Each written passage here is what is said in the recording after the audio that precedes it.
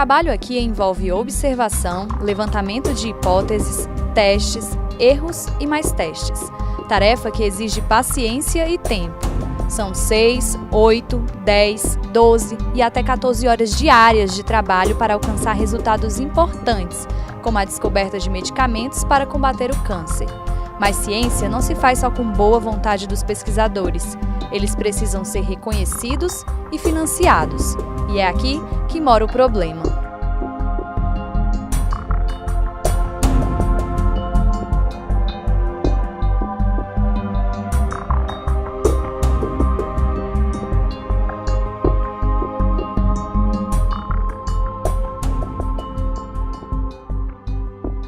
Esse corte é catastrófico, né? Então acho que a gente tem que fazer um esforço no sentido de recuperar esse orçamento e ter, né, a ciência e desenvolvimento como grande prioridade, e formação, educação, né, de nível superior, em nível de pós-graduação, como a máxima prioridade do país, né? Porque a ciência, ela traz desenvolvimento, né? Então, sem ciência a gente não tem desenvolvimento. Isso é uma coisa gravíssima.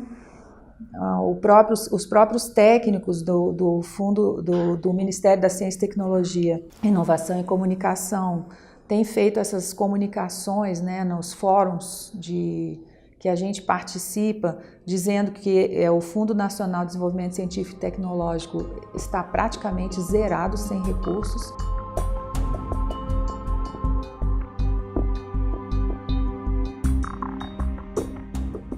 E é daí, basicamente, que vinham os recursos que abasteciam os programas, etc., das agências governamentais de fomento à pesquisa.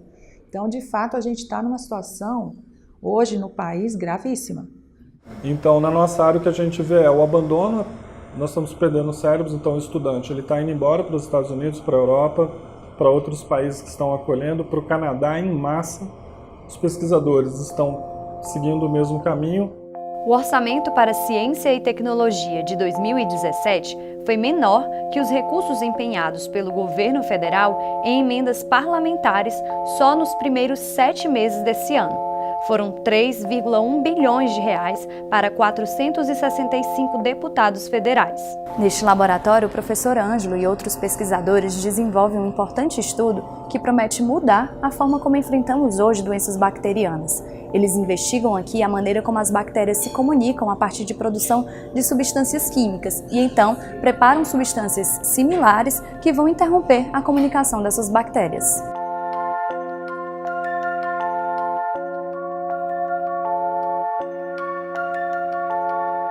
Se você conseguir fazer com que a comunicação entre as bactérias ela seja interrompida, esses mecanismos que a bactéria tem para a sobrevivência, eles começam a ser interrompidos, né?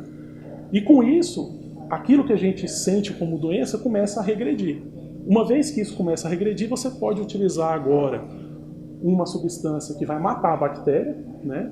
Um antibiótico, e isso vai fazer com que o tratamento seja mais tranquilo. Você não vai precisar utilizar um antibiótico que seja muito potente para poder matar aquela bactéria. A substância desenvolvida no laboratório precisa ser testada nesse equipamento de ressonância magnética nuclear, que fica na central analítica, utilizada por diversos institutos da universidade. Mas o equipamento está quebrado há 3 meses. E se a gente não tiver esses equipamentos funcionando, a gente não tem como comprovar que a gente preparou essa substância e a gente não tem como fazer o teste. Problema semelhante é encontrado no programa de pós-graduação em patologia molecular. Neste laboratório, por exemplo, vários grupos de pesquisas trabalham com o desenvolvimento de medicamentos contra doenças inflamatórias, obesidade e câncer. Para que o resultado desse trabalho chegue na sua casa, os pesquisadores dependem de manutenção de células de mamíferos e alta tecnologia para análise de estruturas químicas. As técnicas e os equipamentos utilizados aqui não são baratos, e embora a universidade tenha os equipamentos instalados, é necessário fazer a manutenção. Existe uma dinâmica em que o equipamento ele é protegido por um contrato de manutenção, e a universidade ela não tem mais verba para manter os contratos de manutenção. Então os laboratórios eles são obrigados a optar qual equipamento ele terá um contrato de manutenção, abrindo mão de outros equipamentos. Então, isso afeta diretamente, os equipamentos param desalinham, você precisa de verba para fazer os ajustes. Então isso afeta diretamente nas análises, isso atrasa a pesquisa. Aqui na UNB, as pesquisas ligadas aos programas de pós-graduação vêm sofrendo cortes desde 2015. Em 2016, o programa de pós-graduação em patologia molecular sofreu um corte de 74%, recebendo um pequeno ajuste em 2017. Não é um corte qualquer, é praticamente a inviabilização da maioria das ações que o programa vinha desenvolvendo em prol da formação e qualificação de pessoal de alto nível. Houve uma pequena recuperação no ano de 2017, então subiu de 36% para 38% do total que nós recebemos, mas é irrisória. A gente continua na mesma situação de não conseguir trazer professores externos, de ficar extremamente limitado na capacidade de pagar publicações e ficar impedido de comprar reagente para os estudantes para facilitar o desenvolvimento de suas teses. Já o programa de pós-graduação em Química viu seus recursos caírem de R$ 154 mil para R$ 38 mil em 2016. O dinheiro que chega é para a compra de insumos, manutenção de equipamentos e para trazer professores para participar de defesas de dissertações e teses. Com o corte, a conta não fecha e os professores se veem obrigados a priorizar. Vendo esse cenário, a gente já fica segurando o recurso, né? A gente tenta priorizar, que nem esse equipamento aqui é uma prioridade hoje dentro do Instituto, né? Então a gente tira recurso de algum lugar para tentar cobrir aqui, né? Às vezes não, isso é muito comum, o professor retira recurso do projeto de pesquisa para tentar recompor a central analítica, mas assim, o nosso recurso de pesquisa é muito limitado, dependendo do valor, é o valor do conserto do equipamento, entendeu? Quebra uma geladeira, né? Nem sempre a universidade está com a DMEC pronta para poder fazer esse tipo de correção. A gente tem que tirar do bolso, faz uma vaquinha entre os alunos, o próprio professor compra, entendeu? Então a gente tem mecanismos não muito, eu não acho corretos, né? Porque afinal de contas, o dinheiro da bolsa, o salário, isso aí não foi feito para isso. A pesquisa na UNB é financiada por diversas instituições de fomento, que estão ligadas direta ou indiretamente aos ministérios brasileiros. As principais agências são CNPq e CAPES, que se destacam na formação de mestres e doutores por meio da concessão de bolsas. Outra frente de grande porte para financiar a pesquisa na UNB é a FAPDF. Com o corte de orçamento, a ação dessas agências fica comprometida. E assim, começam a desaparecer os editais para financiamento de pesquisa, publicação de artigos e compra de insumos. E até as bolsas que estavam sendo preservadas passam a ser ameaçadas. Ele é um corte global. Então, se você tiver a curiosidade de entrar nos sites das agências de fomento, CAPES, CNPq, você vê que não tem nenhum edital aberto. A maior preocupação que nós temos, infelizmente a CAPES sempre sinaliza muito positivo nesse sentido, é de que não ter corte de bolsas. Isso para a gente é muito importante, porque o estudante ele precisa se manter. E é o estudante quem faz com que a pesquisa caminhe. Agora, não adianta nada pagar a bolsa e aí o estudante não ter o insumo, não ter o equipamento para desenvolver a pesquisa dele. Vai acabar. Com os vários cortes, a ciência no Brasil é tomada por incertezas, deixando pesquisadores, estudantes e administradores da universidade sem respostas quanto ao futuro que está sendo construído hoje. Muitos laboratórios foram criados, muitos grupos de pesquisa, muitos pesquisadores estrangeiros vieram para o Brasil, atraídos por esse novo ambiente de pesquisa aqui. E eu acho que a grande...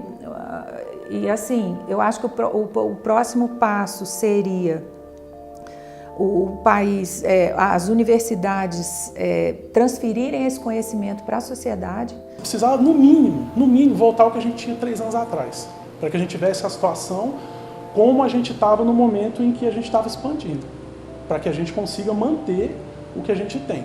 Porque se o recurso para o próximo ano ele for reduzido, a tendência é que isso aqui comece a minguar, né? E aí vai ser uma dificuldade enorme a gente retomar esse trabalho aí de vários anos que aconteceu.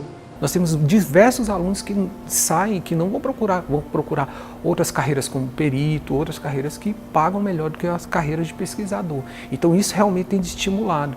Para ser um pesquisador, a pessoa faz mestrado, faz doutorado, ela tem toda uma carreira e além disso tem que desenvolver pesquisa, tem que haver publicações. para que ela possa chegar numa carreira de professor. Então isso realmente desestimula, uma vez que ele não consegue desenvolver todos os projetos pela falta de verba. Esses cortes eles têm dificultado a nossa produção de pesquisa. A gente mexe aqui com síntese de moléculas orgânicas, então a gente precisa muito de reagente, de solvente, de equipamentos para caracterizar e tudo mais.